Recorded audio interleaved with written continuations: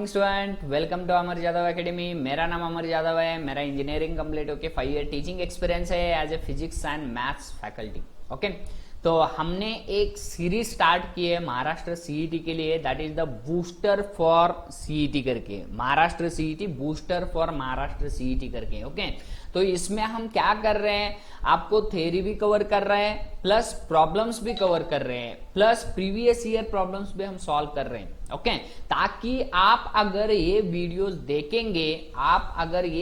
देखेंगे तो डेफिनेटली आप महाराष्ट्र सीईटी का कॉन्सेप्ट कौन सा भी रहने दो वो आप सॉल्व कर सकते हो। ओके, तो यही कॉन्सेप्ट लेके हम क्या कर रहे हैं, सभी का देखो 11th स्टैंडर्ड का, पहले मैं 11th स्टैंडर्ड का सभी सिलेबस कंप्लीट करूंगा, बाद में 12th स्टैंडर्ड का जाऊंगा। 12th स्टैंडर्ड को इससे भी ज्यादा हम प्रॉब्लम्स लेने वाले हैं, इससे भी ज्यादा हम क्या लेने वाले, that is the concept solve करने वाले। क्यों? क्योंकि आपको मालूम है 11th स्टैंडर्ड का सिलेबस जो रहता है ओनली 20% रहता है। कितना रहता है? ओनली 20% रहता है। ओके, और 12th का जो सिलेबस रहता है वो 80% रहता है। तो इसके वजह से 11th स्टैंडर्ड के ऊपर मैं अपना इतना ये नहीं कर रहा हूं, लेकिन जो 11th स्टैंडर्ड में इंपॉर्टेंट है, जो प्रॉब्लम्स इंपॉर्टेंट है वही मैं ले रहा हूं। ओके, तो ये आपके लिए महाराष्ट्र सीईटी अगर आप देना चाहते हो, अगर आप प्रिपरेशन कर रहे हो महाराष्ट्र सीईटी के लिए, तो ये बूस्टर सीरीज आपके लिए बहुत ही इंपॉर्टेंट होने वाली है। तो लेट्स स्टार्ट करते हैं। इसको मैं इरेज करता हूं, देखेंगे मेरा नाम अमर यादव है। मैं फिजिक्स और मैथ्स दोनों पढ़ाता हूं। मेरा इंजीनियरिंग कंप्लीट हुआ है मैकेनिकल में और 5 इयर्स टीचिंग एक्सपीरियंस है। मोर देन 1000+ स्टूडेंट्स मैं ऑनलाइन टीचिंग कर चुका हूं, ऑफलाइन टीचिंग कर चुका हूं। ऑनलाइन तो 1 लाख के ऊपर गए होंगे। ओके, 1 लाख के ऊपर क्या है, मेरे ऑनलाइन सब्सक्रिप्शन भी है, सब्सक्रिप्शन नहीं है लेकिन ऑनलाइन टीचिंग उतना कर चुके हैं। तो इंपॉर्टेंट पॉइंट्स मैं यही रखता हूं, इंपॉर्टेंट पॉइंट्स एंड प्रॉब्लम्स। आपको पहले इंपॉर्टेंट पॉइंट्स बताता हूं, that is the formula, then some basic points, then some definition, then laws, वो सम पॉइंट्स बताता हूं, बाद में मैं प्रॉब्लम्स को लेके जाता हूं। तो लेट्स स्टार्ट करते हैं आज का concept, that is the force करके। ओके, तो पहले हमने डिस्कस किया था स्केलर्स एंड वेक्टर्स के बारे में। ऑलरेडी हमने पार्ट्स, वो first part second part already मैंने अपलोड किया हूं। ये फोर्स का फर्स्ट पार्ट है। ओके, तो लेट्स स्टार्ट करते हैं फोर्स का कॉन्सेप्ट। ओके, तो फोर्स क्या होता है? फोर्स मतलब any it is a physical quantity. ये क्या है? फिजिकल क्वांटिटी है। वो पुश वरना पुल करता है। एक ऑब्जेक्ट को पुश और पुल करते हैं, उसी को हम क्या बोलते हैं? Simple definition, that is the, उसी को हम क्या बोलते हैं? फोर्स बोलते हैं। एक ऑब्जेक्ट है, समझो इस ऑब्जेक्ट को आप पुल कर रहे हो। कौन से पैरामीटर से पुल कर रहे हो? आप उस ऑब्जेक्ट को आप खींच रहे हो इस साइड, तो कौन से फिजिकल क्वांटिटी से खींच रहे हो? दैट इज द फोर्स से आप खींच रहे हो। तो फोर्स इज नथिंग बट एक के फिजिकल क्वांटिटी विच पुश और पुल द ऑब्जेक्ट। वो पुश भी कर सकता है। पुश मतलब समझो ये ऑब्जेक्ट है, इधर आप क्या कर रहे हो? ऐसे कर रहे हो, इधर फोर्स ऐसे लगा रहे हो, तो ये क्या हो जाएगा? पुश हो जाएगा। पुल मतलब खींचना, पुश मतलब ऐसे मूव करना, आगे मूव करना। ओके, तो इसी को हम क्या बोलते हैं? फोर्स बोलते हैं। सिंपल पॉइंट आपको रिमेंबर करने। तो नेक्स्ट पॉइंट हम डिस्कस करेंगे वो है types of forces. There are different nature, basic nature of forces बोलते हैं इसको, basic nature of forces. Actually हमारे जो भी फोर्सेस हैं वो सभी इन 4 बेसिक नेचर ऑफ फोर्सेस में आते हैं। फर्स्ट फोर्स आता है that is the gravitational force. First force आता है जो है ग्रेविटेशनल फोर्स। ग्रेविटेशनल फोर्स क्या होता है प्लीज अंडरस्टैंड करो। इधर दो मासेस हैं, समझो ये m1 मास है, ये m2 मास है। न्यूटन्स ने बताया इन दोनों के बीच में एक अट्रैक्टिव फोर्स रहेगा। ऑलवेज इन दोनों के बीच में एक अट्रैक्टिव फोर्स रहेगा। कौन सा भी 2 पार्टिकल्स ले लो, कौन से भी 2 मासेस ले लो, इन दोनों के बीच में ऑलवेज एक अट्रैक्टिव फोर्स रहेगा। उसी अट्रैक्टिव फोर्स को हम क्या बोलते हैं? ग्रेविटेशनल फोर्स बोलते हैं। आई hope you understood gravitational force मतलब। सिंपल एग्जांपल, हम दो पर्सन है, समझो 2 पर्सन है। ओके, एक पर्सन इधर है, एक पर्सन इधर है, तो ये 2 मासेस हो जाएंगे, ये सेकंड मास हो जाएगा, ये फर्स्ट मास हो जाएगा। तो इन दोनों के बीच में भी क्या रहेगा? एक अट्रैक्टिंग फोर्स रहेगा। तो उसी को हम क्या बोलते हैं? ग्रेविटेशनल फोर्स बोलते हैं। लेकिन सम स्टूडेंट्स पूछेंगे ये ग्रेविटेशनल फोर्स इन दोनों के बीच में रहता है, लेकिन ये इधर क्यों नहीं अट्रैक्ट होते? वो ग्रेविटेशनल फोर्स बहुत वीक रहता है। ओके, बहुत वीक रहता है। लेकिन ये दोनों पर्सन्स किसके ऊपर खड़े हैं? अर्थ के ऊपर खड़े, अर्थ के ऊपर खड़े। तो अर्थ का जो फोर्स रहता है इनके ऊपर, जो अर्थ खींचती है, क्योंकि अर्थ का भी मास रहेगा, इसका भी मास रहेगा, तो इसके वजह से ये जो दोनों मास के बीच में रहेगा, ये फोर्स जो रहेगा दैट इज द, इस पर्सन के बीच में और अर्थ के बीच में जो फोर्स रहेगा वो बहुत ही ज्यादा रहेगा compare to this force. I hope you are understanding. इन दोनों के बीच का फोर्स जो रहता है बहुत कम रहता है, और अर्थ और इन दोनों के बीच में, वरना अर्थ और इस पर्सन के बीच में जो फोर्स रहेगा बहुत ज्यादा रहेगा। इसके वजह से हम ऑलवेज अर्थ के टुवर्ड्स हम क्या करते हैं? खींचते हैं, वरना उसी टुवर्ड्स क्या लगता है? ग्रेविटेशनल फोर्स लगता है। तो ये पॉइंट है, ये आपको रिमेंबर करना है। तो ग्रेविटेशनल फोर्स कितना रहता है इसके बारे में आपको मालूम होना चाहिए फॉर्मूला सॉल्व करने, प्रॉब्लम सॉल्व करने के लिए। समझो ये m1 मास है, ये m2 मास है, इन दोनों के बीच का डिस्टेंस है r करके, इन दोनों के बीच का डिस्टेंस कितना है? r है। तो इन दोनों के बीच में एक फोर्स लगेगा that is the gravitational force, और वो फोर्स रहता है g into m1 into m2 divided by r square करके। ये फॉर्मूला आपको रिमेंबर करना है, very important formula for gravitational force के लिए। इसको हम बोलते हैं gravitational force that is the Fg। Okay, तो G क्या है? ये G is nothing but gravitational constant, universal gravitational constant. ये पॉइंट आपको रिमेंबर करना है, इसके ऊपर आपको प्रॉब्लम्स आएंगे। यूनिवर्सल ग्रेविटेशनल कांस्टेंट करके, ग्रेविटेशनल कांस्टेंट करके, ओके, ग्रेविटेशनल कांस्टेंट करके, और इसका वैल्यू रहता है, इसका वैल्यू रहता है 6.67 into 10 to the power of -11 करके, -11 करके newton metre square per KG square, newton metre square per KG square. ये newton metre square per KG square is the SI unit of G। G is nothing but universal gravitational constant, और इसका value रहता है very very important, आपको remember करना है 6.67 into 10 to the power of -11 करके। m1 क्या है? फर्स्ट मास है। m2 क्या है? सेकेंड मास है। r क्या है? इन दोनों के बीच का डिस्टेंस है। ओके, तो आपको अगर दो बॉडी के बीच का फोर्स फाइंड आउट करना है, दो बॉडी के बीच का एक attracting force that is nothing but gravitational force find out करना है, तो आपको फॉर्मूला ये लगाना है that is the gravitational force is equal to G into m1 m2 divided by r square करके। I hope you understood the concept. ये formula आपको रिमेंबर करना ही है, इसके ऊपर आपको बहुत ज्यादा प्रॉब्लम्स आते हैं, तो एक वरना दो प्रॉब्लम्स मैं इसके ऊपर सॉल्व करने वाला हूं ताकि आपको सभी कॉन्सेप्ट क्लियर हो सके। ओके, तो यही है यूनिवर्सल ग्रेविटेशनल कांस्टेंट, उसकी वैल्यू रहती है 6.67 into 10 to the power of -11 newton metre square per KG square. ये फॉर्मूला कैसे आया? ये ऐसा यूनिट कैसे आया? देखो, ये F का ऐसा यूनिट क्या है? दैट इज द फोर्स का ऐसा यूनिट न्यूटन। ओके, तो ये न्यूटन होगा, ये r स्क्वायर इस साइड आएगा, G आपको चाहिए ना, तो r स्क्वायर इस साइड आएगा, तो क्या हो जाएगा? G is equal to F into R square हो जाएगा, F into R square divided by क्या हो जाएगा? m1 m2 हो जाएगा, डिवाइडेड बाय m1 m2 हो जाएगा। I hope you are understanding. F मतलब न्यूटन, F मतलब newton, R square that is nothing but R मतलब मीटर, मीटर का स्क्वायर, m1 m2 ये दोनों क्या है? KG KG. मास किस में मेजर करते हैं हम? केजी केजी में, तो KG into KG, KG square हो जाएगा। I hope you understood. दो मास के बीच में एक अट्रैक्टिंग फोर्स रहता है, और ये gravitational force always attracting force है और वेरी वीक फोर्स है, वेरी वीक फोर्स। आपको अगर पूछे in nature, in our universe में कौन सा फोर्स बहुत ज्यादा वीक है, तो ये हो जाएगा weak force, that is the gravitational force is the very weak force करके। ओके, तो ये पॉइंट आपको रिमेंबर करना है, some points related to gravitational force. अगर आपको चाहिए तो नोट लिख के लेना है, ये सम पॉइंट्स वीडियो पॉज करके आपको पॉइंट्स लिख के लेना है ताकि आपको वो पॉइंट्स यूटिलाइज हो सके। ओके, सेकेंड पॉइंट हम डिस्कस करने वाले हैं, second force that is the electromagnetic force करके।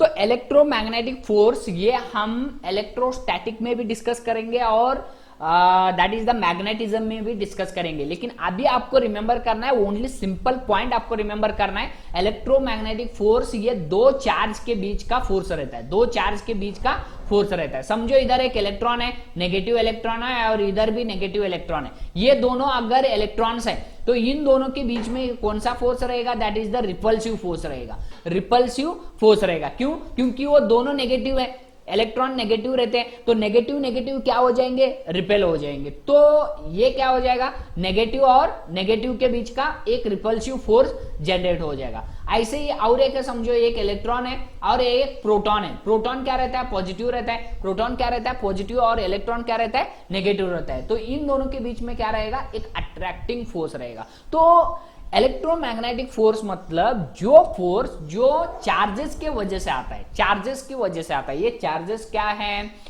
ये कैसे प्रोड्यूस होता है, ये कैसा एक्ट करता है, इसके बारे में सभी हम डिस्कस करेंगे बाद में। ओके, 12th स्टैंडर्ड में इलेक्ट्रोस्टैटिक एक अलग है कॉन्सेप्ट और मैग्नेटिज्म एक इसके ऊपर चैप्टर सी है, तो उधर हम डिस्कस करेंगे। लेकिन अभी आपको रिमेंबर करना है इलेक्ट्रोमैग्नेटिक फोर्स मतलब जो ऐसा फोर्स है वो चार्जेस के वजह से आता है। ओके, और ये एक फर्स्ट पॉइंट हो गया, ये किसके वजह से आता है, चार्जेस के वजह से आता है। सेकेंड पॉइंट आपको रिमेंबर करना है, ये अट्रैक्टिंग भी हो सकता है वरना रिपल्सिव भी हो सकता है, अट्रैक्टिंग भी हो सकता है और रिपल्सिव भी हो सकता है। रिपल्सिव कब होगा, रिपल्सिव कब होगा, जब रिपल्सिव कब होगा, दो सेम इलेक्ट्रॉन्स है, सेम चार्जेस है तो क्या हो जाएंगे, रिपल्सिव फोर्स होगा। ओके, सेम चार्जेस है तो अट्रैक्टिंग कब हो गए, अपोजिट चार्जेस के लिए, अपोजिट मतलब प्लस माइनस वरना माइनस प्लस हो गया तो भी वो क्या हो जाएंगे, अपोजिट चार्जेस हो जाएंगे। अपोजिट चार्जेस में क्या हो जाएंगे, वो अट्रैक्ट हो जाएंगे और सेम चार्जेस में वो क्या करेंगे, रिपल्सिव करेंगे। लेकिन ग्रेविटेशनल फोर्स जो रहता है वो ऑलवेज अट्रैक्टिंग रहता है, ये पॉइंट आपको रिमेंबर करना है, ऑलवेज अट्रैक्टिंग रहता है, always attracting. Repulsive force gravitational में नहीं रहता, लेकिन इलेक्ट्रोमैग्नेटिक में दोनों रहते हैं, that is the attracting force भी रहता है और रिपल्सिव फोर्स भी रहता है। तो ये पॉइंट आपको रिमेंबर करना है रिलेटेड टू इलेक्ट्रोमैग्नेटिक फोर्स करके। नेक्स्ट पॉइंट डिस्कस करेंगे, इसको मैं इरेज करता हूं, आपको वीडियो को पॉज करके जो पॉइंट्स आपको चाहिए वो लिख के लेना है आपको। ओके, मैं अभी इरेज करता हूं, नेक्स्ट पॉइंट देखेंगे, थर्ड पॉइंट देखो। Third is the strong nuclear force. Strong nuclear force ये क्या होता है, स्ट्रॉन्ग न्यूक्लियर फोर्स मतलब आपको मालूम है न्यूक्लियस। ओके, न्यूक्लियस के अंदर जो ये रहता है, न्यूक्लियस के अंदर क्या क्या रहते हैं, न्यूक्लियस के अंदर that is the proton plus neutron रहते हैं। तो प्रोटॉन प्लस न्यूट्रॉन को बाउंड करने के लिए, बाउंड रखने के लिए, उनको एक ही पॉइंट में रखने के लिए एक फोर्स एक्ट करता है उन दोनों के बीच में। उन दोनों के बीच में मतलब इधर जो फोर्स एक्ट करता है वो इन प्रोटॉन और न्यूट्रॉन को बाउंड रखता है, उसी फोर्स को हम क्या बोलते हैं, स्ट्रॉन्ग न्यूक्लियर फोर्स बोलते हैं। आई होप यू अंडरस्टूड, ये न्यूक्लियस के अंदर रहता है स्ट्रॉन्ग न्यूक्लियर फोर्स। ओके, तो स्ट्रॉन्ग न्यूक्लियर फोर्स मतलब जो फोर्स है वो प्रोटॉन और न्यूट्रॉन को न्यूक्लियस के अंदर बाइंड करके रखता है, न्यूक्लियस के अंदर बाइंड करके रखता है, तो उसी को हम क्या बोलते हैं, स्ट्रॉन्ग न्यूक्लियर फोर्स बोलते हैं। ओके, तो ये नेचर का बहुत ज्यादा स्ट्रॉन्गेस्ट फोर्स है। नेचर का स्ट्रॉन्ग फोर्स कौन सा पूछे आपको, अगर स्ट्रॉन्ग फोर्स कौन सा पूछे तो आपको लिखना है strong nuclear force is the strongest force in our nature. और वीक फोर्स कौन सा पूछे तो gravitational force is the weakest force in our nature. Okay, और आपको एक पॉइंट पूछते हैं, that is the shortest range force. Shortest range force कौन सा है, तो shortest range force is nothing but nuclear. Strong nuclear force is the shortest range force. Shortest range force क्यों, क्योंकि न्यूक्लियस के अंदर प्रोटॉन बहुत नजदीक रहते हैं, बहुत ही नजदीक रहते हैं, तो वो उनका रेंज जो रहता है फोर्स के बीच का, दैट इज दो प्रोटॉन के बीच का जो फोर्स रहता है, ओके, तो वो बहुत शॉर्ट रेंज रहता है। ओके, तो शॉर्टेस्ट रेंज अगर पूछे तो आपको कौन सा लिखना है, that is the strong nuclear force लिखना है। और लॉन्गेस्ट फोर्स जो लिखना है, लॉन्गेस्ट रेंज अगर पूछे, लॉन्गेस्ट रेंज, देखो पॉइंट मैं बता रहा हूं वो पॉइंट आपको रिमेंबर करना है। लॉन्गेस्ट रेंज अगर पूछे तो आपको कौन सा लिखना है, ग्रेविटेशनल फोर्स लिखना है। ये पॉइंट आपको रिमेंबर करना है। Shortest range strong nuclear force, longest range मतलब मास बहुत दूर रहते हैं। समझो आपकी सिंपल एग्जांपल, अर्थ इधर है और सन इधर है, तो इन दोनों के बीच में भी एक क्या रहेगा, ग्रेविटेशनल फोर्स रहेगा, लेकिन वो क्या बहुत दूर है, तो उसी को हम बोलते हैं लॉन्गेस्ट रेंज बोलते हैं।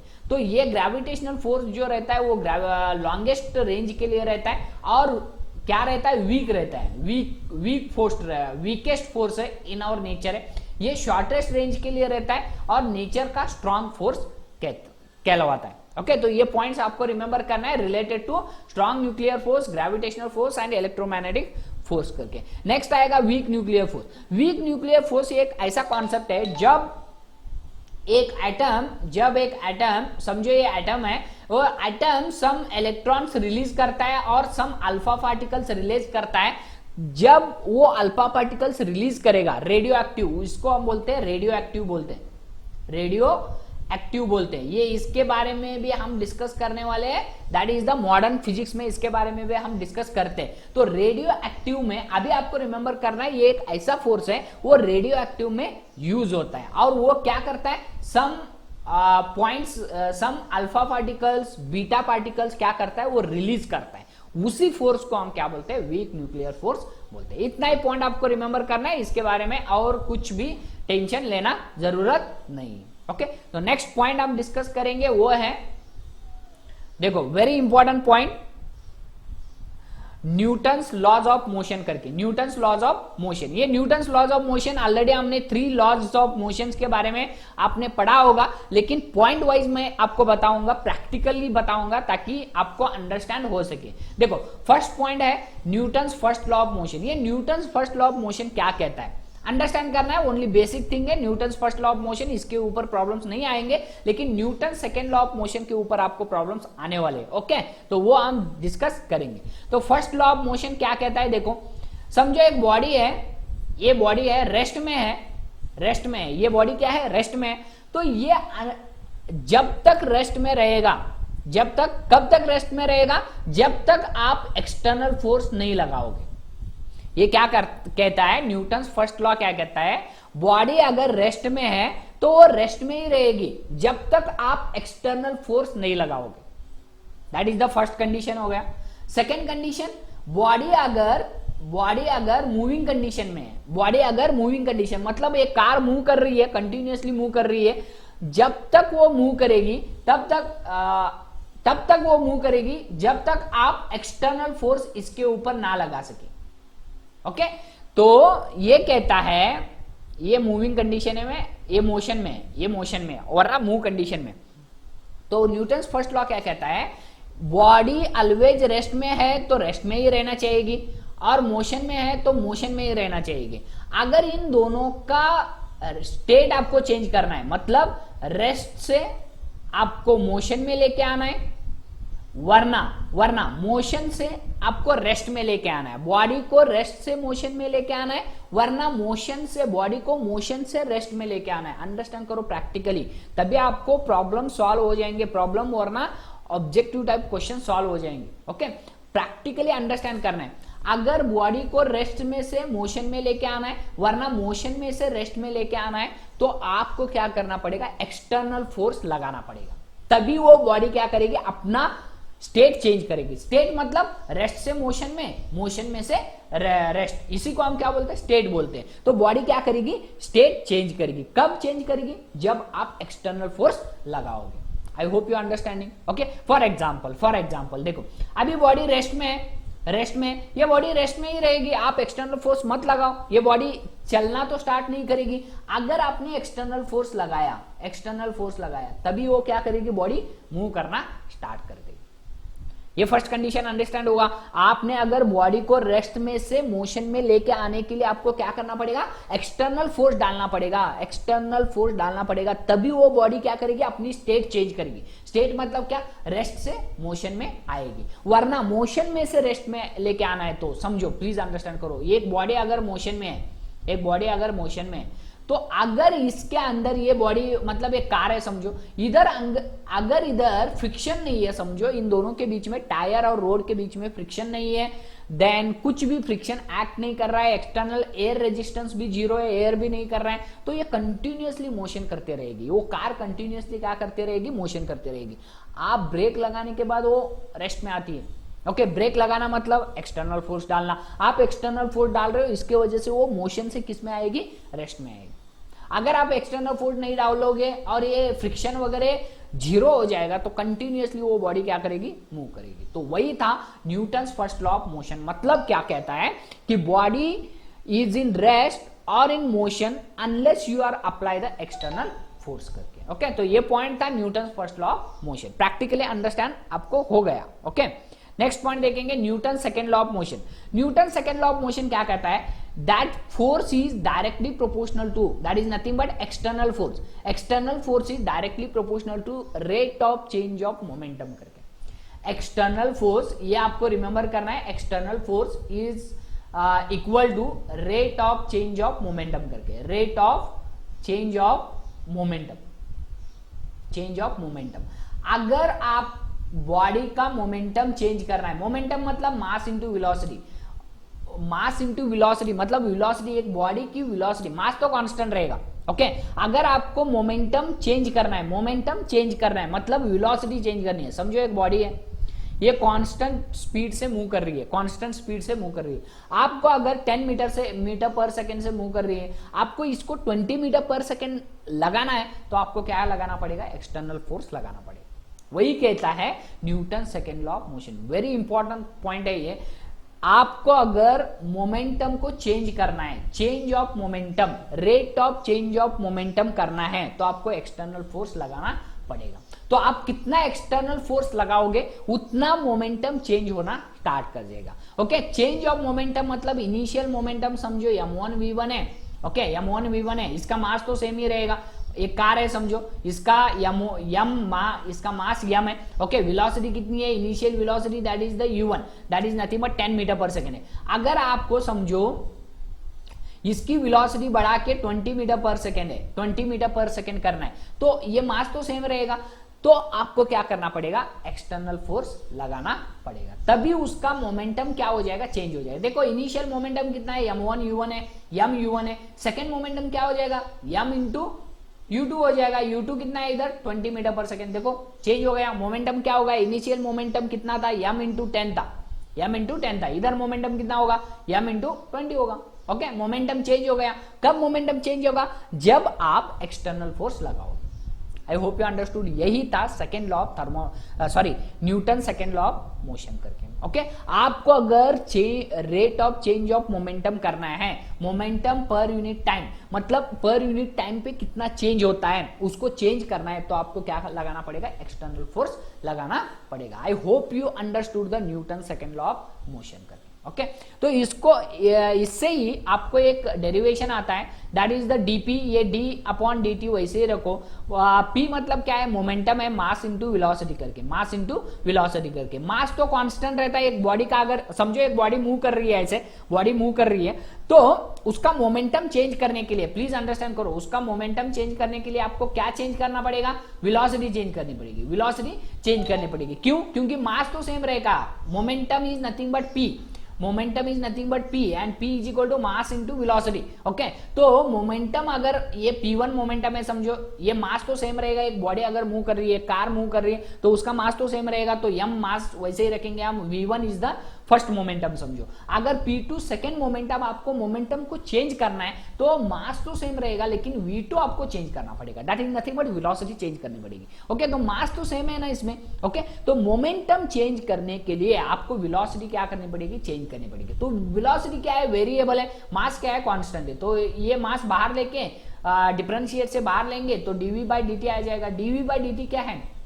That is f is equal to क्या हो जाएगा, m into dv by dt क्या है, dv by dt, that is the velocity per unit time, change in velocity per unit time, that is nothing but acceleration. So this becomes the main formula, that is f is equal to ma करके आपको आ जाएगा। तो ये भी point आपको remember करना है, f is equal to ma and this one is the, you should remember that is the change in momentum per unit time करके। ओके तो ये दो फॉर्मूलेज आपको रिमेंबर करना है related to Newton second law of motion करके। और ये डेरिवेशन भी आपको आना चाहिए। आपको अगर पूछे तो p का वैल्यू आपको रखना है m into v, that is mass into velocity is the momentum, force is nothing but change of momentum per unit time and f is equal to ma करके। तो ये पॉइंट्स आपको रिमेंबर करना है, जब हम प्रॉब्लम सॉल्व करेंगे इसको हम यूटिलाइज करने वाले। ओके तो इसको मैं इरेज करता हूं, नेक्स्ट पॉइंट देखेंगे। अगर आपको चाहिए तो इसको आप लिख सकते हो। थर्ड पॉइंट देखेंगे, Newton's third law of motion. Newton's third law of motion, action and reaction क्या रहते हैं, अपोजिट रहते हैं। Okay action reactions are, action and reaction क्या रहते हैं, दोनों अपोजिट रहते हैं। ओके इक्वल एंड अपोजिट रहते हैं, इक्वल एंड अपोजिट रहते हैं। तो ये इतना इंपॉर्टेंट नहीं है, इक्वल एंड अपोजिट रहते हैं, तो इसके बारे में इतना आपको टेंशन लेना जरूरी नहीं है। इक्वल एंड अपोजिट रिएक्शन रहता है, action and reaction are equal and opposite रहते हैं। मतलब प्लीज अंडरस्टैंड करो, ये बॉडी है, एक बॉडी है, इधर एक बॉडी है। आपने इसके ऊपर फोर्स डाल रहे हो, इसके ऊपर फोर्स डाल रहे हो, अगर ये बॉडी मूव नहीं करेगी तो ये भी बॉडी क्या करेगी, इसके ऊपर फोर्स डालेगी, इसके ऊपर उतना ही फोर्स डालेगी, ये कितना फोर्स डाल रहा है उतना ही ये भी फोर्स इसके ऊपर डालेगी। तो इसी को हम बोलते हैं एक्शन रिएक्शन बोलते हैं। ये हम एक्शन कर रहे हैं, ये बॉडी क्या कर रही है, इसके ऊपर रिएक्शन कर रही है, इसके ऊपर रिएक्शन कर रही है। ओके, और ये दोनों क्या रहते हैं, इक्वल रहते हैं। मतलब समझो ये कितना फोर्स लगा रही है, समझो ये 5 न्यूटन फोर्स लगा रही है, ये भी क्या करेगी, अगर बॉडी मूव नहीं कर रही है तो ये भी क्या करेगी, 5 न्यूटन फोर्स इसके ऊपर लगाएगी, लेकिन अपोजिट डायरेक्शन में। ये ऐसा लगा रही है, ये ऐसा लगा रही है। ओके, अपोजिट डायरेक्शन में लगाएगी। तो इसी को हम बोलते हैं Newton third law of motion. तो इसके बारे में इतना ये पॉइंट रिमेंबर नहीं करना है, लेकिन आपको ये पॉइंट्स रिमेंबर करना है। एक्शन रिएक्शन रहते हैं और इक्वल एंड अपोजिट डायरेक्शन में रहते हैं। तो ये पॉइंट आपको रिमेंबर करने हैं। ओके, तो नेक्स्ट पॉइंट देखेंगे, very important, that is the impulsive force करके। इंपल्सिव फोर्स मतलब सडन फोर्स। इंपल्सिव फोर्स मतलब सडन फोर्स अप्लाई करना। फॉर एग्जांपल हैमर से मारना, एक बार हैमर लेना और उसके ऊपर मारना, उसी को हम बोलते हैं इंपल्स फोर्स बोलते हैं। सडन फोर्स डालना। नेल्स लेते हो, नेल्स को ऐसे ठोकते हो, ऐसे ओके, नेल को ऐसे ठोकते हो, that is also impulse force. I hope you are understanding impulse force मतलब क्या है। इंपल्स फोर्स मतलब सडन फोर्स डालना, उसी को हम क्या बोलते हैं, इंपल्स फोर्स बोलते हैं। ओके, तो इंपल्स फोर्स का सडन फोर्स बोलते हैं हमको। और इंपल्स फोर्स का फॉर्मूला, इंपल्स फोर्स हम जे से डिनोट करते हैं, force into time T. Force into time T, कितने टाइम में आपने कितना फोर्स लगाया, उसी को हम क्या बोलते हैं, इंपल्स बोलते हैं। ओके, तो इंपल्स बोलने के लिए कितना फोर्स आपने लगाया कितने टाइम पे, उसी को हम क्या बोलते हैं, इंपल्स बोलते हैं। तो इंपल्स वरना सडन फोर्स बोलते हैं, वरना इंपल्सिव फोर्स भी बोलते हैं। तो impulsive force J is equal to क्या हो जाएगा, फोर्स इंटू टाइम। आपको रिमेंबर करना है फोर्स इंटू टाइम करके। फोर्स क्या है, फोर्स का SI unit newton and second. Newton second is the SI unit of that is the impulsive force करके। ओके, तो ये पॉइंट आपको रिमेंबर करना है। इंपल्सिव फोर्स बोल सकते हो, इंपल्स बोल सकते हो, तो ये पॉइंट आपको रिमेंबर करना है। बट आपको मालूम है एफ इज इक्वल टू क्या था, डीपी बाई डी टी था, डीपी बाई डी टी था। तो डीपी इज इक्वल टू क्या हो जाएगा, एफ डी टी इस साइड लेके आओ तो एफ डी टी हो जाएगा। एफ डी टी क्या है, प्लीज अंडरस्टैंड करो, F D T is nothing but impulse, F D T is nothing but impulse only. तो आप ऐसे भी लिख सकते हो, F D T is nothing but impulse, that is J. तो J impulse and change of momentum, ये दोनों भी क्या रहते हैं, इक्वल रहते हैं। Change of momentum is nothing but impulse वे आप कह सकते हो। वेरी वेरी इंपॉर्टेंट कॉन्सेप्ट, आपको अंडरस्टैंड करना है, अंडरस्टैंड करके पढ़ना है। एक बार दो बार वीडियो देखिए, आपको सभी कॉन्सेप्ट क्लियर हो जाएंगे। ओके, लेकिन पॉइंट एक एक पॉइंट आपको बता रहा हूं मैं, ताकि आपको सभी कॉन्सेप्ट क्लियर होना है मुझे। ओके, थोड़ा टाइम ले लो, आप वीडियो को देखने के लिए टाइम ले लो। एक वीडियो में डालूंगा 1 वीक, वरना 1 वीक में एक वीडियो में अपलोड करूंगा। लेकिन आपको क्या करना है, आपको क्या करना है, उस एक वीडियो में से कौन से प्रॉब्लम्स आते हैं, कौन से थ्योरी आते हैं, उसको परफेक्ट करते जाना है आपको। ओके, मैं सिलेबस आपका कंप्लीट करूंगा, लेकिन आपको परफेक्ट करके जाना है। ओके, तो इधर देखो, इंपल्स क्या रहता है, इंपल्स जो रहता है वो चेंज ऑफ मोमेंटम रहता है। चेंज ऑफ मोमेंटम मतलब initial momentum minus final momentum, वरना final momentum minus initial momentum. Okay, तो इसको ही हम बोलते हैं चेंज ऑफ मोमेंटम। देखो जे इज इक्वल टू क्या हो जाएगा, डीपी हो जाएगा, final momentum minus initial momentum. देखो मोमेंटम का फॉर्मूला क्या है, मास इंटू वेलोसिटी। तो फाइनल मोमेंटम क्या हो जाएगा, mass into final velocity, V मतलब फाइनल वेलोसिटी। सिंपल एग्जांपल समझो, एक कार है।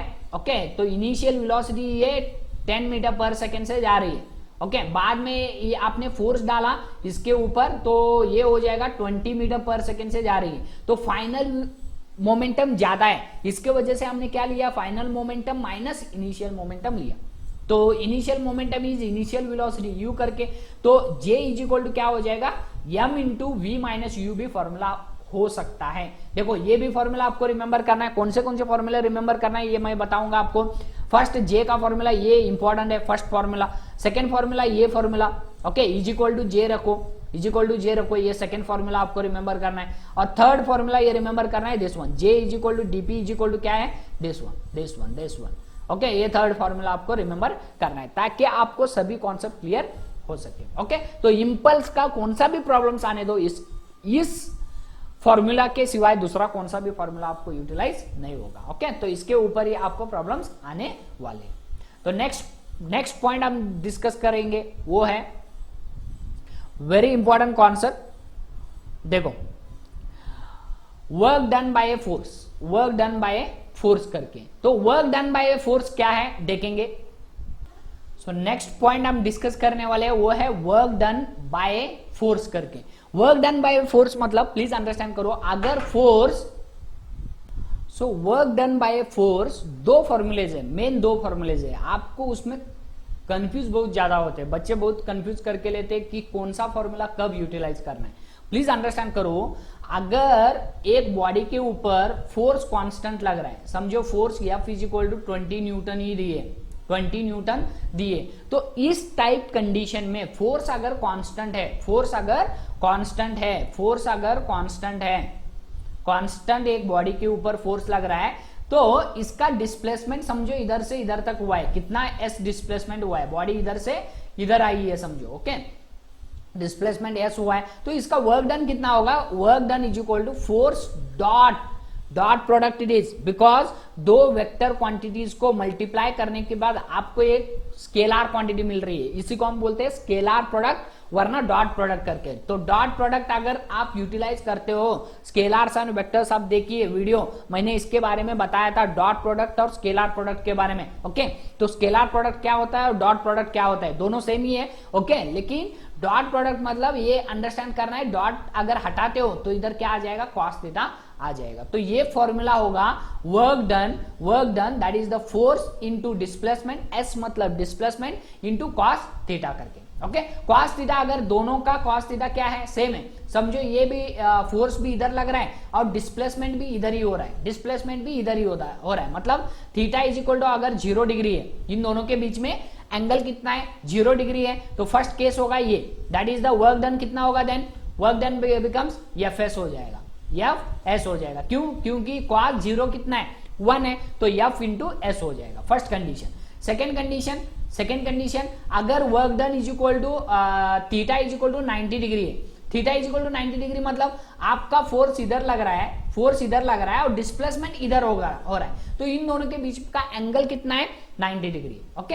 तो इस टाइप ऑफ कंडीशन में क्या हो जाएगा, W इज इक्वल टू कितना हो जाएगा, W इज इक्वल टू ये 0 हो जाएगा, वर्क डन कितना हो जाएगा, cos 90 इज 0, cos 90 कितना है, 0 है ना, तो cos 90 कितना होगा, 0 होगा, तो ये वर्क डन कितना होगा, 0 होगा। तो इस वर्क के वजह से, इस फोर्स के वजह से कुछ भी डिस्प्लेसमेंट तो इस साइड हो रहा है, तो ये डिस्प्लेसमेंट कौन से तो अलग फोर्स से हुआ होगा, लेकिन इस फोर्स के वजह से वर्क डन तो क्या होगा, 0 होगा।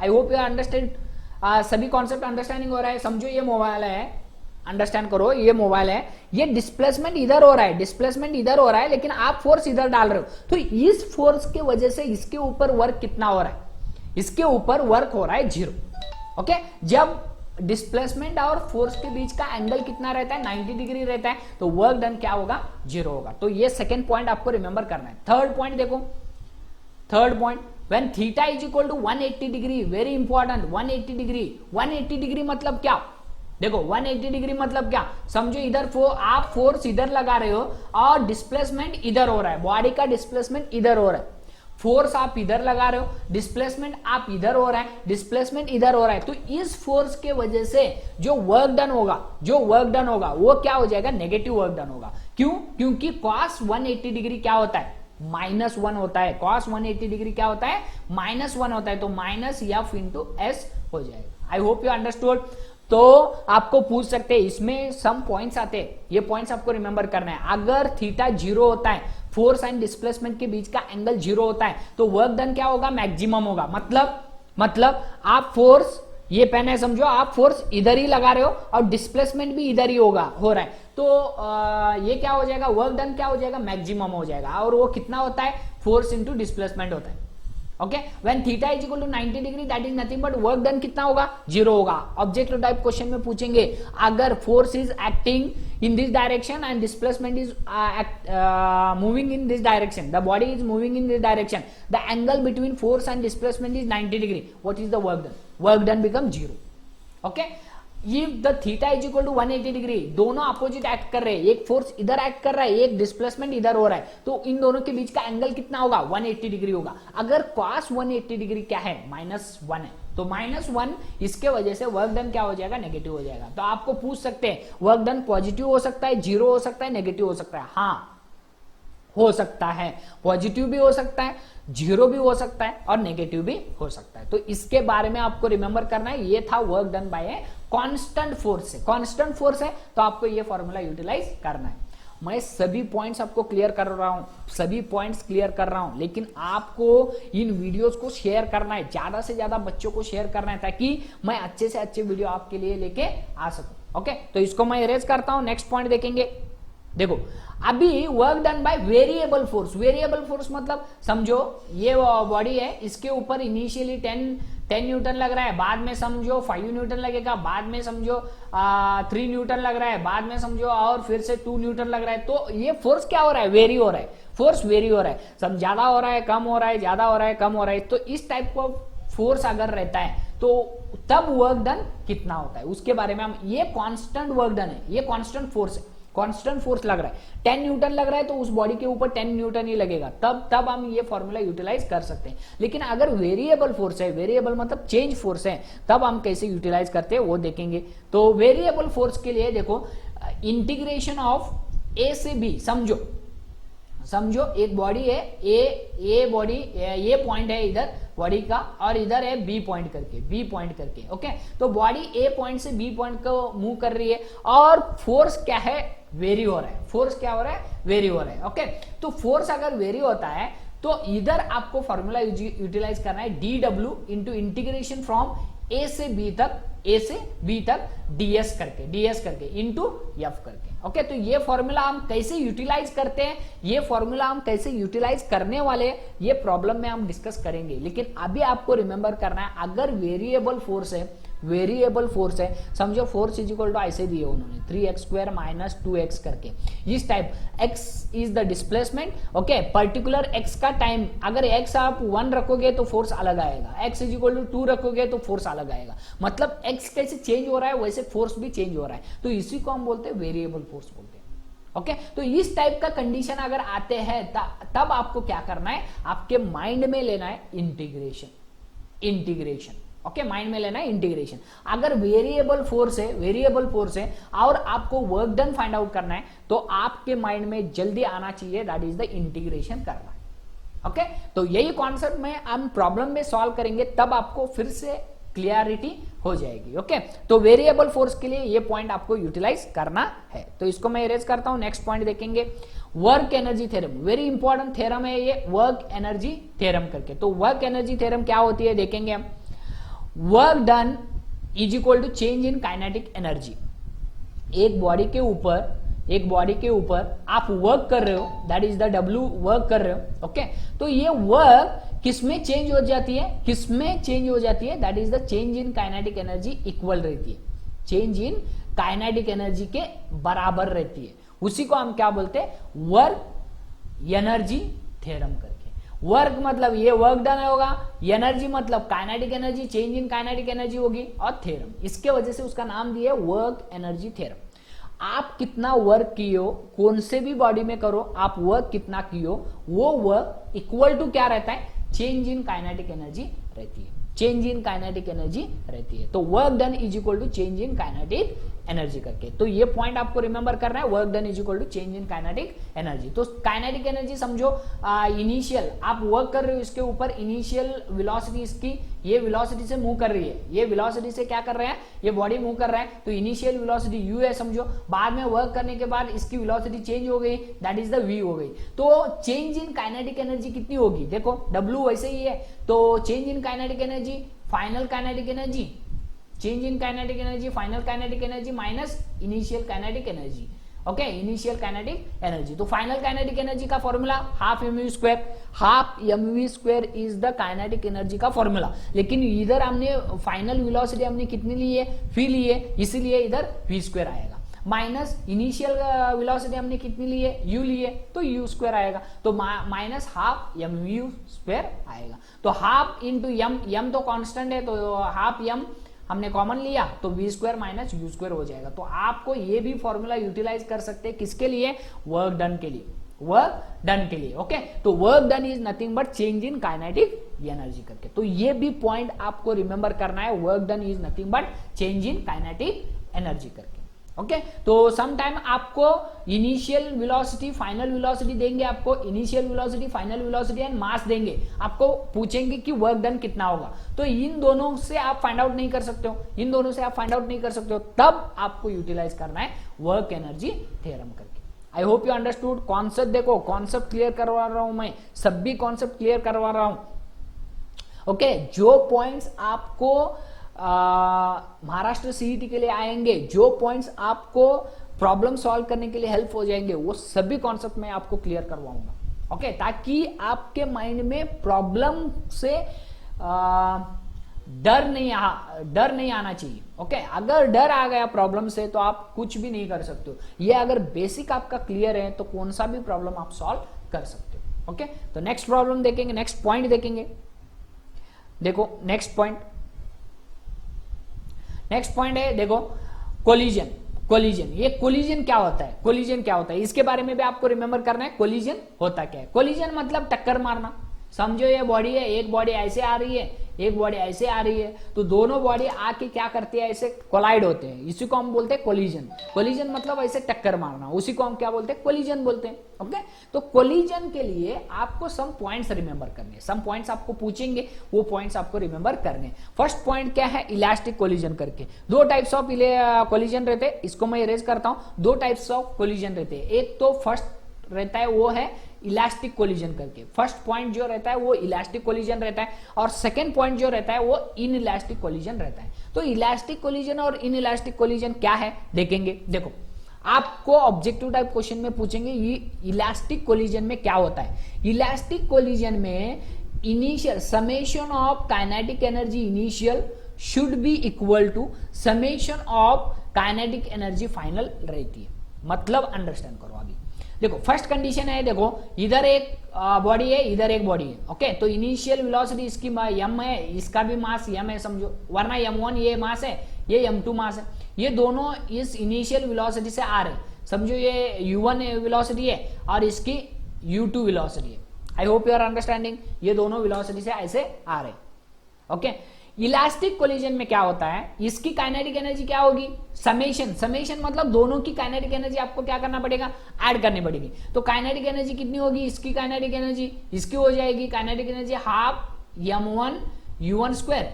ओके ये फर्स्ट की हो गई। सेकंड के काइनेटिक एनर्जी, इन दोनों को ऐड करना पड़ेगा तो समेशन आपको मिल जाएगा। Summation of kinetic energy that is nothing but इसकी kinetic energy half m2 into u2 square करके।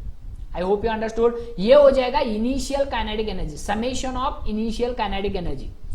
ओके तो kinetic energy of initial kinetic energy should be equal to final kinetic energy. Final kinetic energy मतलब second condition ले लो। इधर क्या होगा समझो, अभी समझो यही बॉडी टकराने के बाद वो क्या कर रहे हैं, रिवर्स जा रहे हैं, ऐसे रिवर्स जा रहे हैं। ओके टकराने के बाद रिवर्स जा रहे हैं तो इसका वेलोसिटी अलग होगी, तो ये u2 होगी समझो, ये सॉरी v2 होगी समझो, और इसकी वेलोसिटी अलग होगी, इसकी वेलोसिटी v1 समझो। ओके तो इसका मास तो वही रहेगा, m1 m2 ही रहेगा, m1 m2 ही रहेगा। ओके तो इसका काइनेटिक एनर्जी क्या होगी, final kinetic energy, summation of final kinetic energy क्या हो जाएगी, half m1 into v2 square हो जाएगी, वरना v1 स्क्वायर, ये v1 रखेंगे, ये v2 रखेंगे। ओके m1 m2 रखें तो v1 स्क्वायर होगा, प्लस क्या हो जाएगा हाफ m2 v2 स्क्वायर हो जाएगी। I hope you are understanding. Point wise बता रहा हूं मैं, पॉइंट वाइज बता रहा हूं आपको। थोड़ा 15 मिनट्स का वीडियो भी आप देख सकते हो ताकि आपको सभी कॉन्सेप्ट क्लियर हो सके। ऐसा नहीं है कि आपको एक बार वीडियो स्टार्ट कर दिया तो सभी कॉन्सेप्ट करवाना है, ऐसा नहीं है। आपको कितना अंडरस्टैंड होता है उतना ही वीडियो देखो। ओके ताकि सभी कॉन्सेप्ट क्लियर करने के लिए आपको 2-3 दिन लगने दो चलेगा, लेकिन आपको कॉन्सेप्ट क्लियर होना चाहिए, वो इंपॉर्टेंट है। ओके तो ये हो जाएगा summation of final kinetic energy क्या हो जाएगी, ये हो जाएगी। तो इन दोनों का अगर फाइंड आउट करते हो तो अगर इक्वल आता है तो इसी को हम बोलते हैं इलास्टिक कोलिजन बोलते हैं। इलास्टिक कोलिजन में आपको रिमेंबर करना है एनर्जी क्या नहीं होती, लॉस नहीं होती। एनर्जी क्या नहीं होती, लॉस नहीं होती। तो ये भी पॉइंट आपको रिमेंबर करना है, उसी को हम क्या बोलते हैं, इलास्टिक कोलिजन बोलते हैं। सिंपल एग्जांपल, सिंपल आपको अंडरस्टैंड करना है तो बलून ले लो, दोनों बलून आएंगे, टकराएंगे और फिर से वापस वैसे ही आराम से आएंगे, आराम से फिर से जाएंगे। तो उसी को, उस टाइप ऑफ कोलिजन को हम क्या बोलेंगे, इलास्टिक कोलिजन बोलेंगे। उधर एनर्जी लॉस नहीं होगी और उधर initial kinetic energy should be equal to final kinetic energy हो सकती है। ओके, तो that should be the example for elastic collision करके। I hope you understood the simple example. और एक इलास्टिक कोलिजन के लिए सिंपल एग्जाम्पल समझो। एक बॉल है, इधर से फेंका है आपने, ओके, फेंकने के बाद वो रिटर्न फेंकना है, मतलब ओनली लेफ्ट करना है आपको, ओनली छोड़ देना है। तो अगर ये बॉल किधर से कितने हाइट से छोड़ा है उतने हाइट तक अगर वो रीच करेगा, उतने हाइट तक वो अगर रीबाउंस करके रीच करेगा तो उसको हम बोलते हैं इलास्टिक कोलिजन। लेकिन वो बॉल ये नहीं करेगा, इधर तक नहीं जाएगा, वो मिडल तक ही रहेगा, तो उस टाइप ऑफ कोलिजन को हम क्या बोलेंगे, इन इलास्टिक कोलिजन बोलेंगे। आई hope you understood. In elastic collision में एनर्जी लॉस होती है, इलास्टिक कोलिजन में एनर्जी लॉस नहीं होती। ओके, लेकिन ज्यादा से ज्यादा प्रैक्टिकल एग्जांपल जो रहते हैं वो इन इलास्टिक कोलिजन ही रहते हैं। ओके, ज्यादा से ज्यादा एनर्जी क्या होती है, लॉस होती ही रहती है। लेकिन हम प्रैक्टिकली हम प्रॉब्लम को सिंप्लीफाई करने के लिए हम कंसिडर करते it is the elastic collision करके।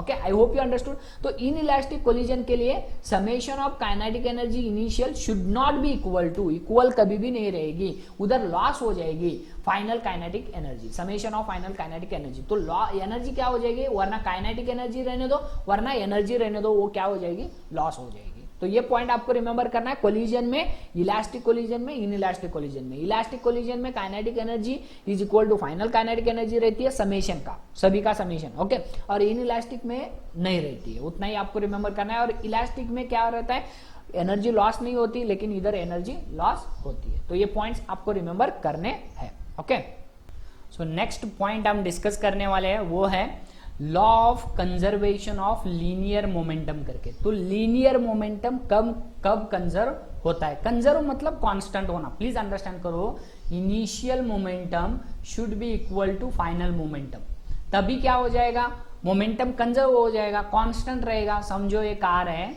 ओके, इसका initial velocity m1 velocity v1 है, ओके, वरना u1 है, समझो u1 है, ओके, u है समझो, ओके, और इसका मास तो क्या रहेगा, सेम रहेगा, इसका मास भी सेम रहेगा, मास तो सेम रहेगा, ओके, और इसकी वेलोसिटी हो गई समझो v।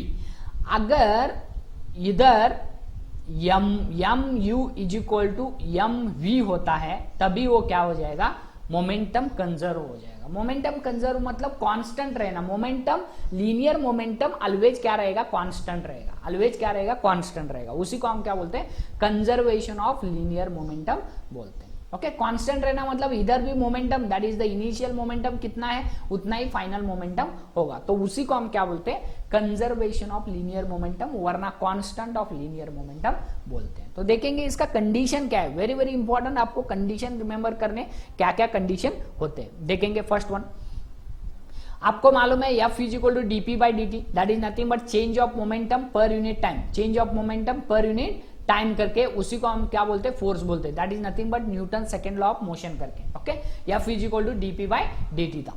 If the external force F that is F is equal to 0, अगर इधर F इज इक्वल टू 0 होता है, F इज इक्वल टू 0 होता है, तो dp इज इक्वल टू क्या हो जाएगा, dp बाई dt क्या हो जाएगा, 0 हो जाएगा। इसका मीनिंग क्या है, dp चेंज नहीं हो रहा है, dp चेंज नहीं हो रहा है। dp मतलब क्या है, dp मतलब वो यूट्यूब इसका नहीं है dp, ओके, dp मतलब change in momentum. Change in momentum क्या है, 0 है। इसका मीनिंग क्या है, चेंज इन मोमेंटम कब 0 होता है, जब आप एक्सटर्नल फोर्स उसके ऊपर नहीं लगाओगे। उस बॉडी के ऊपर अगर एक्सटर्नल फोर्स 0 होता है तब change in momentum that is nothing but dp by dt, that is change in momentum. अगर dt भी इस साइड लेके आते हो तो dp इज इक्वल टू क्या हो जाएगा, 0 हो जाएगा। dp मतलब क्या है, change in momentum, initial momentum that is nothing but final momentum minus initial momentum. ये दोनों कब इक्वल हो जाएंगे, 0 कब होंगे, ये दोनों इक्वल होंगे तभी ये 0 होंगे। ये दोनों अगर इक्वल है तो दोनों कैंसिल होके क्या होगा, आंसर क्या होगा, 0 होगा। ओके, अगर ये दोनों कब इक्वल होते हैं, जब आप एक्सटर्नल फोर्स बॉडी के ऊपर नहीं लगाओगे। प्लीज अंडरस्टैंड करो, प्रैक्टिकली थिंक करो।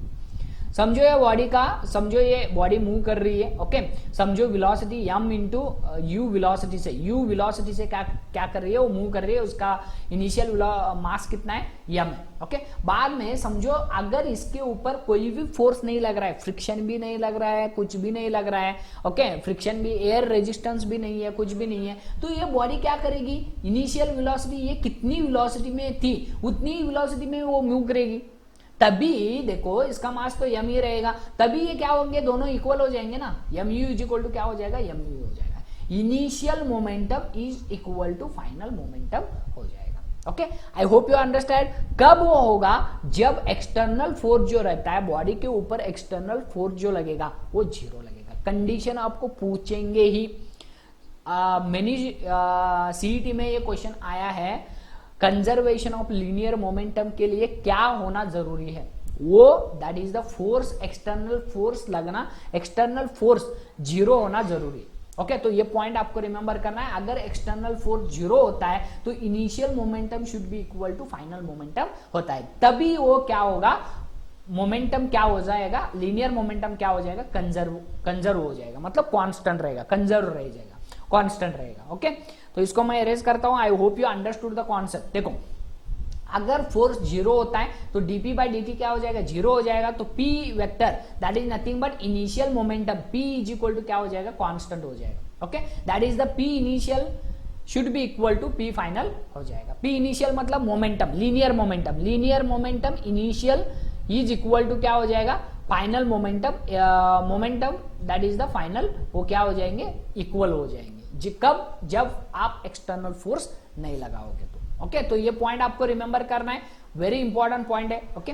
Next third point, if two bodies are colliding, अगर टू बॉडीज कोलाइड हो रहे हैं तब आप मोमेंटम कंजर्व है तो आपको ये फॉर्मूला यूटिलाइज करना है, मोमेंटम कंजर्व है तो आपको ये फॉर्मूला यूटिलाइज करना है। तो कैसे देखेंगे, देखो अगर टू बॉडीज है, सॉरी, अगर टू बॉडीज है, समझो इनिशियल बॉडी है m1 करके, ओके, इसका इनिशियल वेलोसिटी है u1 करके, बाद में ये बॉडी है, सेकेंड बॉडी है, समझो ये u2 करके, ओके, और इसका ये है m2 करके, आपने क्या कर दिया, इसको इनिशियल, इसको हम कंसीडर किए first condition, okay, first condition. तो देखो अगर ये कंडीशन फर्स्ट कंडीशन है, फर्स्ट कंडीशन में मोमेंटम क्या हो जाएगा, summation of momentum that is दोनों का मोमेंटम, इसका मोमेंटम क्या होगा, m1 u1 होगा, और इसका मोमेंटम क्या होगा, m2 u2 होगा। I hope you are understood, okay. तो ये सिस्टम फर्स्ट सिस्टम हो गया, ओके। तो ये इनिशियल मोमेंटम है, ये क्या है, इनिशियल मोमेंटम है। सेकेंड मोमेंटम आफ्टर कोलिजन, ये कोलाइड होने के बाद क्या करेंगे, ये दोनों क्या करेंगे, ये इस साइड जाएगा समझो, ये इस साइड जाएगा समझो, ओके। तो इधर क्या हो जाएगा, ये m1 हो जाएगा, इसका इनिशियल वेलोसिटी क्या हो जाएगी, v1 हो जाएगी, इसकी फाइनल वेलोसिटी इसकी फाइनल वेलोसिटी v2 हो जाएगी। तो तब इसका कंडीशन क्या हो जाएगा, ये second condition, final condition, okay. Before collision, ये बिफोर कोलिजन है, बिफोर कोलिजन मतलब ये फर्स्ट कंडीशन है। Second condition after collision, collision होने के बाद मोमेंटम क्या होगा, इसका मोमेंटम क्या होगा, कोलिजन होने के बाद that is nothing but final momentum. तो फाइनल मोमेंटम क्या होगा, m1 v1 प्लस हो जाएगा m2 v2 करके। I hope you understood. ये दोनों अगर कंजर्व होते हैं, ये इन दोनों का मोमेंटम अगर कंजर्व है, तो ये दोनों क्या हो जाएंगे, इक्वल हो जाएंगे। तो वही लिखा है हमने इधर, that is m1 u1 plus m2 u2 is equal to m1 v1 plus m2 v2 करके। लेकिन प्लीज अंडरस्टैंड करो, इधर साइन कन्वेंशन में बहुत कंफ्यूज करके लेते हैं स्टूडेंट्स, बहुत ज्यादा कंफ्यूज करके लेते हैं। अगर आपने u1 इस साइड पॉजिटिव लिया है, इस साइड सभी पैरामीटर यूज वेलोसिटी अगर इस साइड पॉजिटिव लिए तो इस साइड आपको क्या लेना है, नेगेटिव लेना है। दैट इज नथिंग बट ये u2 क्या हो जाएगा, इधर नेगेटिव हो जाएगा। I hope you understood, okay. क्यों, क्योंकि वेलोसिटी ये एक वेक्टर क्वांटिटी है, तो इस साइड आपने अगर पॉजिटिव लिया तो इस साइड आपको क्या लेना पड़ेगा, नेगेटिव लेना पड़ेगा, ओके। अगर ये आपने नेगेटिव लिया, क्योंकि इस साइड आ रहा है, तो ये v1 नेगेटिव होगा, v2 क्या हो जाएगा, पॉजिटिव हो जाएगा। इस टाइप का कंडीशन है तो, ओके। तो इस साइड हम क्या लेंगे, पॉजिटिव लेंगे, राइट साइड मूव कर रहा है तो पॉजिटिव लेंगे, लेफ्ट साइड मूव कर रहा है तो नेगेटिव लेंगे। तो ये पॉइंट आपको रिमेंबर करना है, ओके तो वही है फॉर्मूला। देखो दो बॉडीज अगर कोलाइड करते हैं तो कोलाइड करने से पहले का मोमेंटम कितना रहता है, उतना ही मोमेंटम कोलाइड होने के बाद रहेगा। लेकिन वेलोसिटी का डायरेक्शन आपको रिमेंबर करना है, वेलोसिटी का साइन आपको रिमेंबर करना होगा। ओके तो यही पॉइंट्स था, that is the if two bodies are colliding, two bodies collide होने के बाद अगर मोमेंटम कंजर्व होता है तो आपको ये फॉर्मूला यूटिलाइज करना होगा। ओके नेक्स्ट पॉइंट देखेंगे। Next point very important points है, ये वेरी इंपॉर्टेंट पॉइंट्स है। आप एक बार, दो बार, तीन बार वीडियोस देखिए, आपको अगर अंडरस्टैंड नहीं होता तो कमेंट कीजिए, मैं आपको बताऊंगा, लेकिन आपको इस सभी कॉन्सेप्ट से क्लियर होना ही चाहिए। नेक्स्ट पॉइंट देखो, ये भी ये एग्जांपल से, एक्चुअली ये क्या है, सभी एग्जांपल से। ये फर्स्ट एग्जांपल हो गया किसके लिए, कंजर्वेशन ऑफ मोमेंटम के लिए, कंजर्वेशन ऑफ मोमेंटम के लिए ये फर्स्ट एग्जांपल हो गया। Velocity of connected bodies, sorry ये नहीं, ये फर्स्ट एग्जांपल हो गया। If two bodies are colliding, दो बॉडीज कोलाइड करते हैं और उनके बीच में अगर कंजर्वेशन ऑफ मोमेंटम है तो आपको ये फॉर्मूला यूटिलाइज करना है। ओके अगर सेकेंड पॉइंट देखो, second example conservation of momentum का सेकेंड एग्जांपल ये है, that is the recoil of velocity of gun when bullet is fired. Okay तो देखो अंडरस्टैंड करना है, इधर भी आपको अंडरस्टैंड करना है। इनिशियल वेलोसिटी क्या होगी, गन आपको मालूम है, गन और बुलेट दो है, दो बॉडीज है। ओके तो इनिशियली गन का मास है समझो m1, बुलेट का मास है समझो m2। ओके गन का मास है m1 और बुलेट का मास है m2। इनिशियली दोनों क्या है, u1 इज इक्वल टू 0 और u2 इज इक्वल टू 0 है, दोनों रेस्ट में है, दोनों रेस्ट में। आप जब फायर करोगे तो गन इस साइड आएगी, लेकिन ये क्या होगा, इस साइड हो जाएगा, दैट इज द बुलेट क्या जाएगी, बुलेट आगे जाएगी, दैट इज नथिंग बट इसकी वेलोसिटी पॉजिटिव हो जाएगी और इसकी वेलोसिटी जो रहेगी that is nothing but v1 की वेलोसिटी जो रहेगी वो नेगेटिव रहेगी। पॉइंट अंडरस्टैंड करो तभी आपको अंडरस्टैंड हो जाएगा। इनिशियल कंडीशन में ये m1 मास है इसका गन का, बाद में m2 is the mass of the bullet. Okay और दोनों रेस्ट में, इनिशियली क्या रहते हैं, रेस्ट में मतलब इनिशियल वेलोसिटी दोनों की क्या है, 0 है। अगर आपने फायर करते हो, फायर करने के बाद गन क्या करती है, पीछे आती है, लेकिन बुलेट किधर जाती है, आगे जाती है।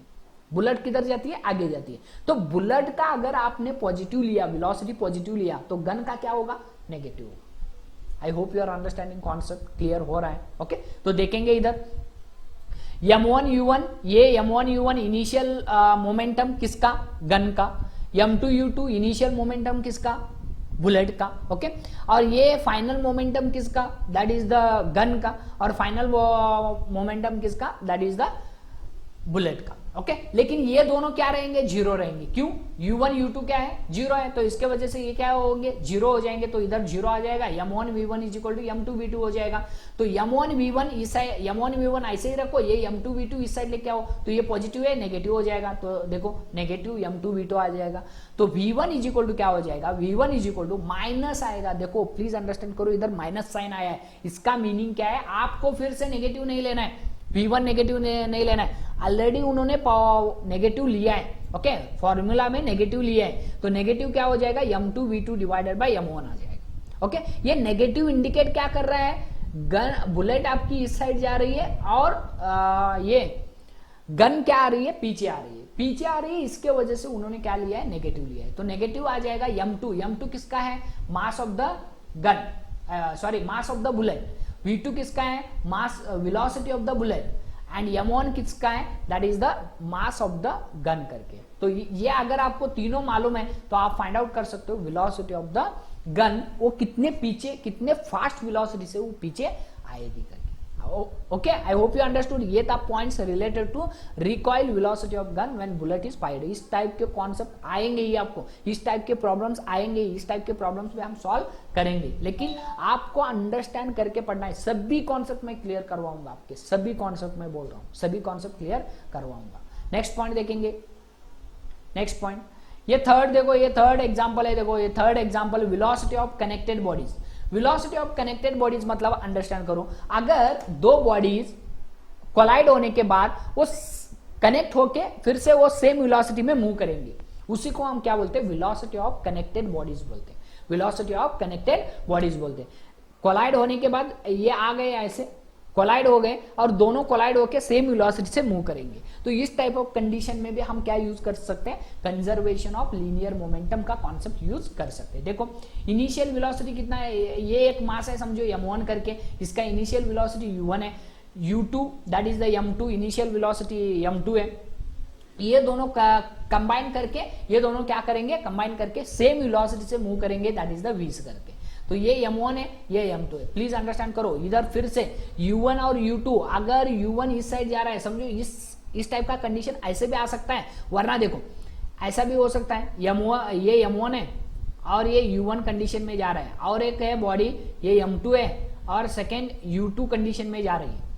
ये कंडीशन में ये u1 ज्यादा है समझो, u1 ज्यादा है, तो ये सम जाने के बाद ये क्या करेंगे, टकराएंगे और फिर से सेम वेलोसिटी से मूव कर सकते हैं, ऐसे भी मूव कर सकते हैं।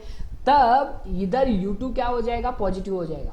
Please right hand side u2 क्या हो जाएगा, पॉजिटिव हो जाएगा, लेकिन इधर u1 क्या हो जाएगा, u1 भी पॉजिटिव हो जाएगा। लेकिन इस कंडीशन में u2 आपको क्या लेना है, नेगेटिव लेना है। ये वेरी इंपॉर्टेंट, बहुत ज्यादा बच्चे इधर रॉन्ग करके जाते हैं। ओके तो इधर आपको क्या लेना है, नेगेटिव लेना है। इधर मैंने नहीं लिया हूं, नेगेटिव नहीं लिया हूं, लेकिन जब आप फॉर्मूला लगाओगे तब आपको क्या लेना है, नेगेटिव लेना है। इतना पॉइंट आपको रिमेंबर करना है। कंडीशन कैसे दिए है उसके ऊपर आपका फॉर्मूला डिराइव होगा, positive negative, velocity positive negative. Okay I hope your understanding, concept clear हो रहे हैं। ओके तो देखेंगे, इसका फॉर्मूला लगाएंगे हम, m1 u1 plus m2 u2 is equal to m1 into v रखेंगे, बिकॉज फाइनल वेलोसिटी, दोनों की फाइनल वेलोसिटी कितनी है, v है। तो ये तो इनिशियल कंडीशन के लिए हो गए, ये इनिशियल कंडीशन के लिए। ओके तो m1 u1 plus m2 u2, u2 आपको नेगेटिव लेना है, इधर u2 आपको नेगेटिव लेना है, इस टाइप का कंडीशन है तो ओके u2 क्या है, नेगेटिव लेना है, तो नेगेटिव लेके आपको सॉल्व करना है। बाद में इधर m1 इंटू v क्या हो जाएगी, v तो सेम ही, दोनों की वेलोसिटी सेम है, दोनों की वेलोसिटी सेम डायरेक्शन में जा रही है, तो वेलोसिटी दोनों, इधर भी वेलोसिटी क्या हो जाएगी, पॉजिटिव होगी, ये u1 भी पॉजिटिव होगी, लेकिन v2 जो होगी वो नेगेटिव होगी। तो ये पॉइंट आपको रिमेंबर करना है। ओके तो v इज इक्वल टू कितना होगा, m1 u1 plus m2 u2 divided by m1 plus m2। तो ये फॉर्मूला हमको यूटिलाइज करना है when the two bodies collide with each other, collide होने के बाद वो सेम डायरेक्शन में मूव करते हैं, ज्वाइंट होके सेम डायरेक्शन में मूव करते हैं, तो उसी को हम क्या बोलते हैं, वेलोसिटी ऑफ कनेक्टेड बॉडीज बोलते हैं। ओके तो ये पॉइंट आपको रिमेंबर करना है। लास्ट एक कॉन्सेप्ट है, उसके बारे में हम डिस्कस करेंगे, वो क्या है देखेंगे, कोएफिशिएंट ऑफ रेस्टिट्यूशन। इसके ऊपर भी सम क्वेश्चंस आ सकते हैं, तो इसके वजह से मैं आपको बता रहा हूं कोएफिशिएंट ऑफ रेस्टिट्यूशन ये होता क्या है। इसको हम ई से डिनोट करते हैं, ई से डिनोट करते हैं, ये एक रेशियो है। कोएफिशिएंट ऑफ रेस्टिट्यूशन क्या है, एक रेशियो है। क्या है देखो, e is nothing but relative speed of separation to the relative speed of approach, relative speed of separation to the relative speed of approach, उसी को हम क्या बोलते हैं, कोएफिशिएंट ऑफ रेस्टिट्यूशन बोलते हैं। तो पहले अंडरस्टैंड करेंगे इसको, बाद में मैं फिर से आपको प्रैक्टिकली अंडरस्टैंड करवाऊंगा। ओके तो इधर हम देखेंगे कंडीशन है, कंडीशन क्या है, एक मास है m1 करके, ये वेलोसिटी से मूव कर रहा है, that is the u1 velocity से मूव कर रहा है, और ये m2 मास है, इसकी वेलोसिटी कितनी है, u2 है। बाद में ये टकराने के बाद, ये टकराएंगे समझो, ये टकराएंगे और बाद में सेम वेलोसिटी, अलग अलग वेलोसिटी से वो क्या करेंगे, सेम डायरेक्शन में मूव करेंगे। समझो ये m1 है और ये भी m2 है, तो सेम डायरेक्शन में मूव करेंगे, समझो ऐसे। ओके तो relative speed of separation, separate होने के बाद, कोलाइड होके सेपरेट होने के बाद उनका स्पीड का रिलेटिव स्पीड कितना रहता है। रिलेटिव स्पीड मतलब अंडरस्टैंड करो, ये स्पीड इधर से जा रही है v2 करके और इधर भी जा रही है, दैट इज द v1 करके, तो इसका स्पीड और इसका speed related to this speed, इसके रिलेटेड इसका स्पीड कितना होगा, v2 माइनस v1 होगा। देखो समझो एक पर्सन है, एक पर्सन 10 मीटर पर सेकेंड से मूव कर रहा है, ऐसे मूव कर रहा है। ओके और एक पर्सन है वो 20 मीटर पर सेकेंड से मूव कर रहा है, 20 मीटर पर सेकेंड से मूव कर रहा है, लेकिन ये दोनों डायरेक्शन सेम है, दोनों का डायरेक्शन क्या है, सेम है। अगर दोनों का डायरेक्शन सेम है, प्लीज अंडरस्टैंड करो, दोनों का डायरेक्शन अगर सेम है तो इसका स्पीड विथ रिस्पेक्ट टू इसको कितना होगा, इसका speed with respect to this person, ये पर्सन ऑलरेडी 10 मीटर पर सेकेंड से मूव कर रहा है, तो ये कितना मूव करेगा, इससे ज्यादा कितना मूव करेगा, 20 माइनस 10, दैट इज 10 मीटर पर सेकेंड से वो ज्यादा मूव करेगा। रिलेटिव, उसी को हम बोलते हैं रिलेटिव स्पीड बोलते हैं। इस पर्सन का speed with related to this person कितना होगा, 20 माइनस 10 होगा, दैट इज नथिंग बट वैसे ही हमने इधर किया है। देखो ये स्पीड से मूव कर रहा है v2 स्पीड से और ये मूव कर रहा है v1 स्पीड से, तो अगर इसका स्पीड विथ रिस्पेक्ट टू इसका स्पीड, ये अगर आगे जा रहा है, इसका मीनिंग क्या है, इसका स्पीड तो ज्यादा होगा compare to this speed, okay, इसीलिए v2 माइनस v1 होगा। इसी को हम बोलते हैं रिलेटिव स्पीड ऑफ सेपरेशन बोलते हैं। सेपरेशन मतलब कोलाइड होने के बाद कितने स्पीड पे वो सेपरेट करेंगे, okay, I hope you understanding. अगर समझो कोलाइड होने के बाद ये बॉडी और ये दोनों बॉडी, ये बॉडी ऐसी मूव करेगी और ये बॉडी ऐसी मूव करेगी, इसका स्पीड समझो v1 है और इसका स्पीड है समझो v2 है, तब रिलेटिव स्पीड ऑफ सेपरेशन कितना होगा विथ रिस्पेक्ट टू दिस। ये ऐसा नहीं करोगे आप v1 प्लस v2 होगा, प्लीज अंडरस्टैंड करो, v1 प्लस v2 होगा उधर, इधर v1 माइनस v2 क्यों है, देखो समझो ये पर्सन इधर मूव कर रहा है, 10 मीटर पर सेकंड से मूव कर रहा है और ये पर्सन इधर मूव कर रहा है 20 मीटर पर सेकंड से, प्रैक्टिकली अंडरस्टैंड करो, ये 20 मीटर पर सेकंड से मूव कर रहा है, तब इसका स्पीड समझो, इसका speed with respect to this person कितना बढ़ेगा ना, क्यों, क्योंकि ये अलग अलग डायरेक्शन में मूव कर रहे हैं, अलग अलग डायरेक्शन में फास्ट मूव करेंगे with respect to this person, इस पर्सन का स्पीड कितना होगा, जब आपको वो रिलेटिव अप्रोच वरना रिलेटिव सेपरेशन आपको फाइंड आउट करना है, तो तब इधर क्या हो जाएगा, v1 प्लस v2 हो जाएगा, that is nothing but 20 plus 10, that is 30 meter पर सेकेंड हो जाएगा। I hope you understood. इसी को हम बोलते हैं रिलेटिव स्पीड ऑफ सेपरेशन बोलते हैं। इधर हमने v2 माइनस v1 क्यों लिया है, इसको मैं इरेज करते हो, क्यों हमने v2 माइनस v1 लिया है, क्योंकि ये दोनों सेम डायरेक्शन में है, इसीलिए हमने v2 माइनस v1 लिया। अगर अपोजिट डायरेक्शन होते तो इधर हमने लेते थे v1 प्लस v2 लेते थे। ये पॉइंट आपको रिमेंबर करो यार, बहुत ही इंपॉर्टेंट पॉइंट है, बहुत ही इंपॉर्टेंट पॉइंट है। अगर आपको एक बार अंडरस्टैंड नहीं हुआ, 2 बार 3 बार वीडियो देखी हुई है, ताकि आपको सभी कॉन्सेप्ट क्लियर हो सके, ओके। तो ये हो जाएगा रिलेटिव स्पीड ऑफ सेपरेशन। इधर नेगेटिव कब आएगा, जब दोनों सेम डायरेक्शन में मूव करेंगे, नेगेटिव आएगा। अगर वो दोनों अपोजिट डायरेक्शन में मूव करते तो उधर क्या आ जाएगा, प्लस आ सकता है। तो आपको इधर प्लस भी रिमेंबर करना है। प्लस कब आएगा, जब दोनों अपोजिट डायरेक्शन में मूव कर रहे हैं, और माइनस कब आएगा, जब सेम डायरेक्शन में मूव कर रहे हैं, ओके। तो ये भी ऐसे ही होगा, relative speed of approach. Relative speed of approach मतलब अंडरस्टैंड करो, दोनों सेम डायरेक्शन में अपोजिट डायरेक्शन में क्या कर रहे हैं, इधर मूव कर रहे हैं। देखो u1, ये बॉडी क्या कर रही है, इधर मूव कर रही है, ये बॉडी इधर मूव कर रही है, अपोजिट डायरेक्शन में, इसके वजह से इधर प्लस आया है। अपोजिट डायरेक्शन में अगर वो अप्रोच करेंगे, अप्रोच करना मतलब टुवर्ड्स आना, कोलिजन होने से पहले that is nothing but plus हो जाएगा। क्यों, क्योंकि वो दोनों अप्रोच सेम डायरेक्शन में कर रहे हैं, same direction sorry opposite direction में कर रहे हैं। इसके वजह से अगर वो अपोजिट डायरेक्शन में आ रहे हैं, तब आपको इधर क्या लेना है, प्लस लेना है। वरना अगर कंडीशन ऐसा है, समझो एक बॉल है इधर, एक बॉल है इधर, एक बॉल ऐसे स्पीड से मूव कर रहा है, समझो ये u2 स्पीड है और ये u1 स्पीड है, तो ये u1 is greater than u2 है। अंडरस्टैंड करो यार, अंडरस्टैंड किया तो कॉन्सेप्ट बहुत सिंपल हो जाएगा। u1 अगर ये u1 है, ओके, और ये u2 है, u1 is greater than u2 है, समझो u1 is greater than u2 मतलब सम टाइम होने के बाद ये बॉल क्या करेगा, इसको टकराएगा।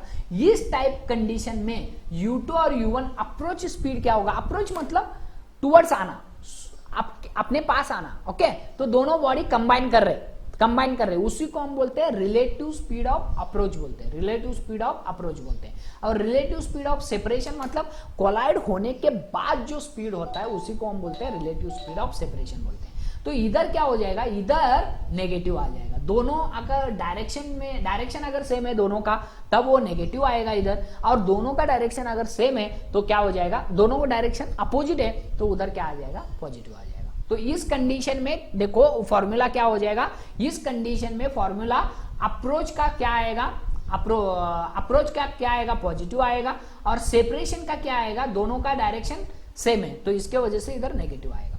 आई होप यू अंडरस्टूड। ओके तो ये पॉइंट आपको रिमेंबर करना है, पॉजिटिव नेगेटिव कब लेते हैं। सम बुक में इधर पॉजिटिव दिए इधर नेगेटिव दिए, सम बुक में इधर पॉजिटिव दिए, तो वो डिपेंड करता है सिचुएशन कैसे लिए उन्होंने। ओके तो ये नेगेटिव कब होगा, जब नेगेटिव होगा, कब नेगेटिव होगा, जब डायरेक्शन सेम होगा तब नेगेटिव लेना है, डायरेक्शन अपोजिट होगा तब पॉजिटिव लेना है। तो ये पॉइंट आपको रिमेंबर करना है। ओके तो इसको मैं इरेज करता हूं। और for elastic collision objective type question में आएगा, for elastic collision E is equal to कितना होगा, 1 होगा। तो ये पॉइंट आपको रिमेंबर करना है। E मतलब कोएफिशिएंट ऑफ रेस्टिट्यूशन, इसको E से डिनोट करते हैं और E का वैल्यू 1 रहता है फॉर इलास्टिक कोलिजन के लिए।